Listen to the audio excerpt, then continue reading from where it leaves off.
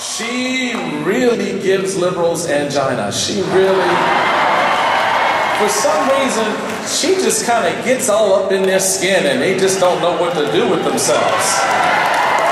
They start talking funny and walking funny and squirming, as it should be. Because she has been a galvanizing force for us since the moment her name was first mentioned in 2008 as our nominee for Vice President of the United States. She has been a voice for us. She has been a voice for us at a time when everyone else stopped listening and when a lot of us felt voiceless. There was Sarah. And so I am very, very proud and honored to welcome to this stage, in this hall, in this community, our friend, the Honorable Governor from the state of Alaska, Sarah Palin.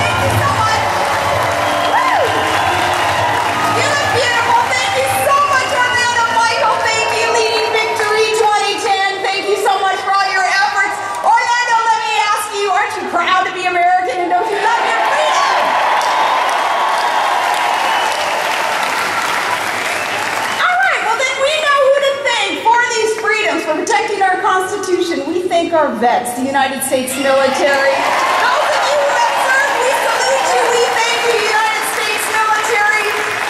Oh, it is so good to be here. And as we recognize and appreciate those who have defended our freedoms, it occurs to me how much Alaska and Florida have in common.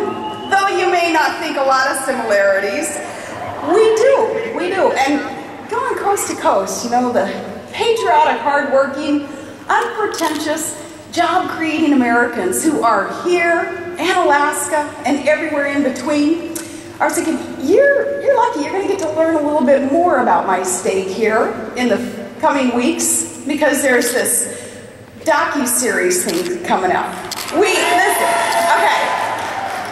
We take these 8 episodes about a place that is near and dear to my heart and all about the pioneers and the independence and the development that's needed and resources and a place that I have spent my efforts and all my time. It's called Sarah Palin's Alaska. And the producers are already ready with their sequel. And it's going to be based on a place that's near and dear to our president's heart. It's called Barack Obama's Golf Courses, and it starts taping sometime November 2012. Look for that.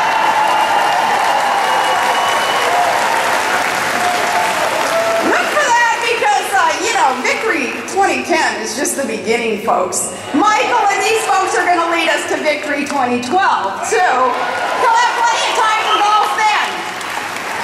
Truly, it is so great to be in the Sunshine State, where positive change truly is just around the corner. And, you know, as an outsider looking in at Florida, I think you all have some pretty simple choices to make, some pretty easy decisions around here.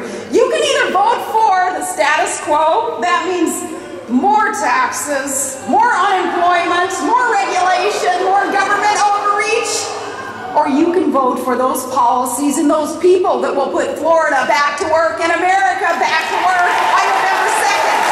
Yes.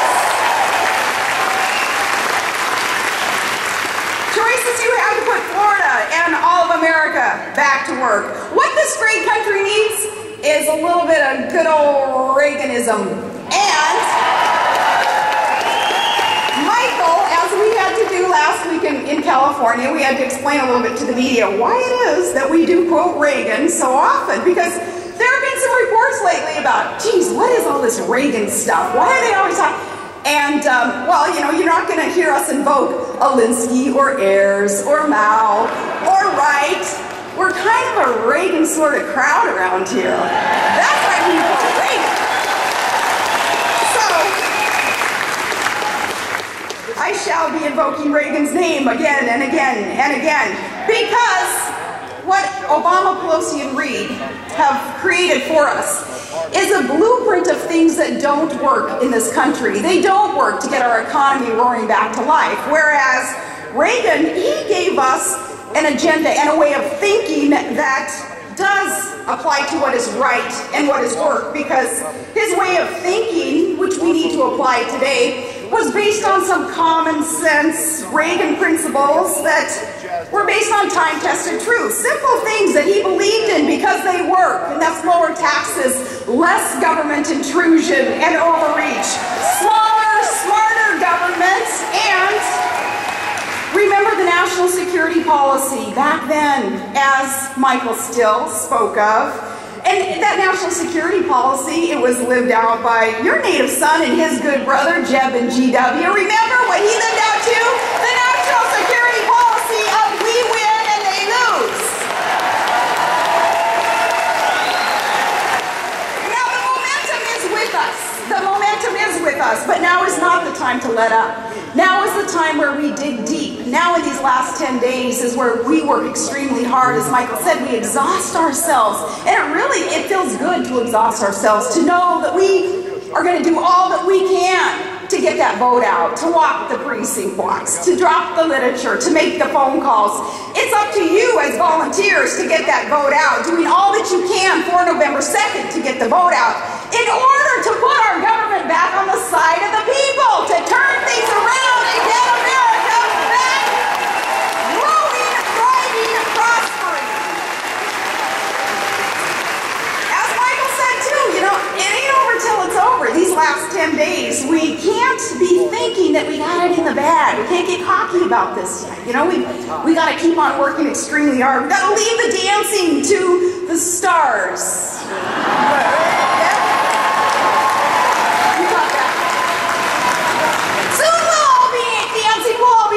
Because I have faith that Florida is going to make the right decisions. The simple choice is to put America back on the right track, to get Floridians back to work by electing the right people who know those time-tested truths that can be applied.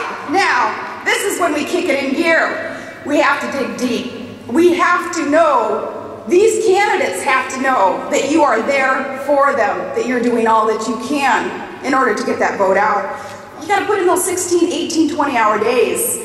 And it does feel good to know, especially on November 3rd, that you are doing now and that you will have done everything that you can within your power to get the vote out. And it's in order to restore our republic and to renew America.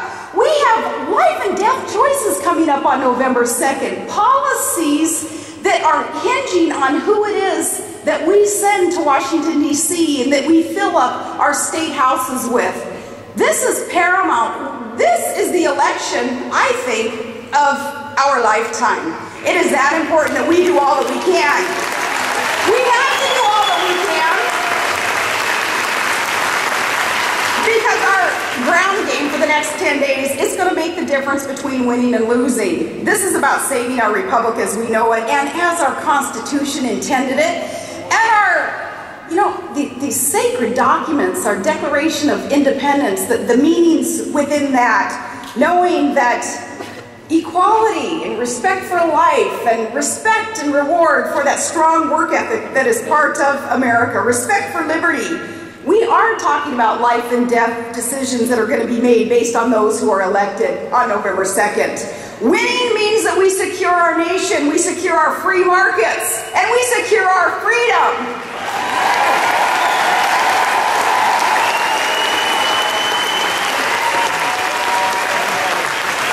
Winning means that we restore American exceptionalism.